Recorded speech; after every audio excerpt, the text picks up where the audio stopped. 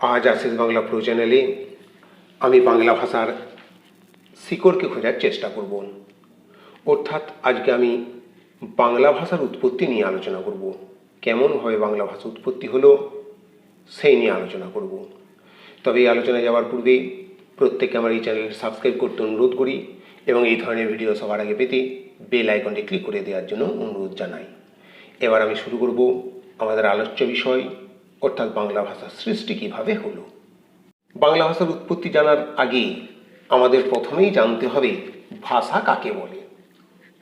না, সাধারণভাবে ভাষা বলতে বোঝায় মানুষের বাকযন্ত্র হতে উচ্চারিত যে সমস্ত অর্থবহ বিধিবদ্ধ ধ্বনির সাহায্যে ভাব বিনিময় করা হয় তাদের বলা হয় ভাষা।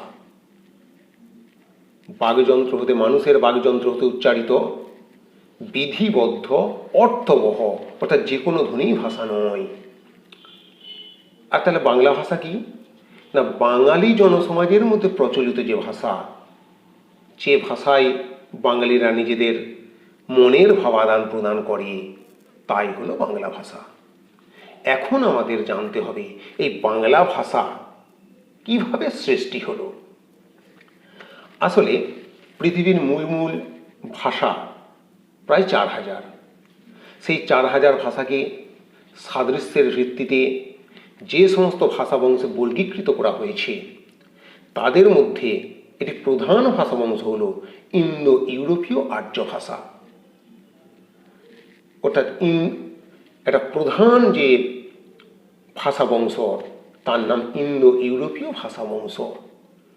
এই ইন্দো ইউরোপীয় বা এটার আর একটা নাম হচ্ছে মূল আর্য ভাষা বংশ। এই মূল আর্য ভাষা বংশই বাংলা ভাষার উৎস। কিন্তু সরাসরি ইন্দো ইউরোপীয় আর্য ভাষা থেকেই বাংলা ভাষার সৃষ্টি হয়েছে তা কিন্তু নয়। ইন্দো ইউরোপীয় ভাষা বংশ অনেক পরিবর্তিত, অনেক স্তর অতিক্রম করে তবে বাংলা ভাষার সৃষ্টি হয়েছে। যেমন ইন্দো ইউরোপীয় বা মূল আর্য ভাষাভাষী জনগোষ্ঠী, তাদের আদি বাসস্থান ছিল দক্ষিণ রাশিয়ার উরাল পর্বত অঞ্চলের পাদদেশে। সেখান থেকে তারা আনুমানিক 2500 খ্রিস্টপূর্বাব্দে বিশ্বের নানান প্রান্তে ছড়িয়ে পড়ে। ঘুরতে ঘুরতে তারা আনুমানিক 1500 খ্রিস্টপূর্বাব্দে ভারতীয় আর্য উপশাখাটি ভারতে এসে প্রবেশ করে। অর্থাৎ মূল ভাষা বংশ ছিল ইন্দো ইউরোপীয় আর্য ভাষা বংশ, তার থেকে এলো ভারতীয় আর্য ভাষা। অর্থাৎ 1500 খ্রিস্টপূর্বাব্দে সেটি এলো। এই ভারতীয় আর্য ভাষার বিস্তার কাল ছিল 600 খ্রিস্টপূর্বাব্দ পর্যন্ত। এ যুগের আর্য ভাষার নাম ছিল বৈদিক ভাষা বা সংস্কৃত ভাষা। এই বৈদিক ভাষা বা সংস্কৃত ভাষার আমরা দেখতে পাই ঋগ্বেদে, সংহিতা প্রভৃতিতে। এই বৈদিক আর্য ভাষা বা বৈদিক ভাষা বা সংস্কৃত ভাষা বা ভারতীয় আর্য ভাষার দুটো রূপ ছিল। একটি হলো সাহিত্যিক রূপ আর একটি হলো কথ্য রূপ। কথ্য রূপ আমরা জানি, কথ্য রূপ পরিবর্তিত হয়।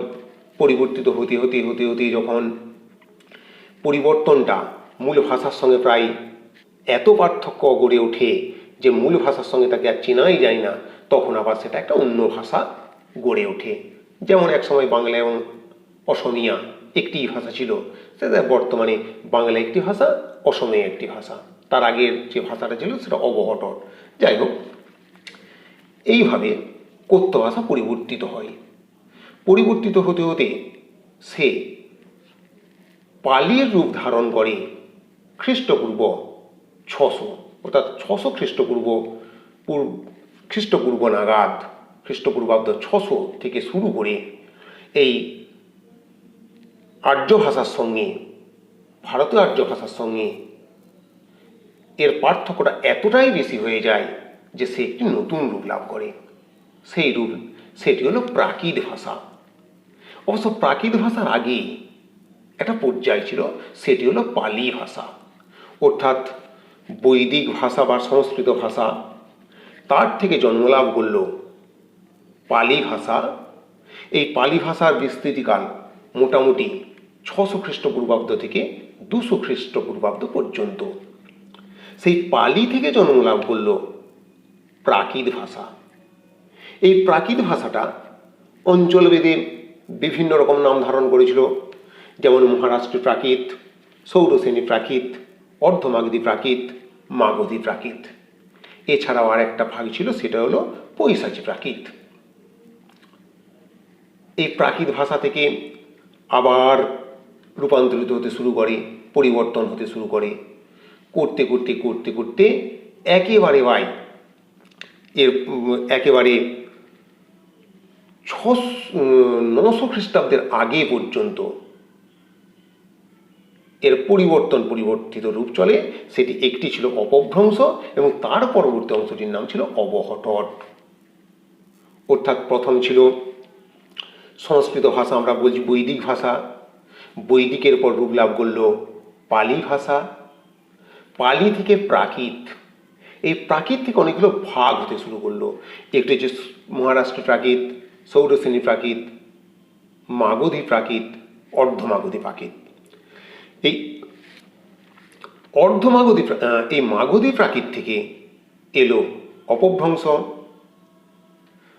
সৌরসেনী থেকে এলো সৌরসেনী অপভ্রংশ। মহারাষ্ট্রী প্রাকৃত থেকে এলো মহারাষ্ট্রী অপভ্রংশ।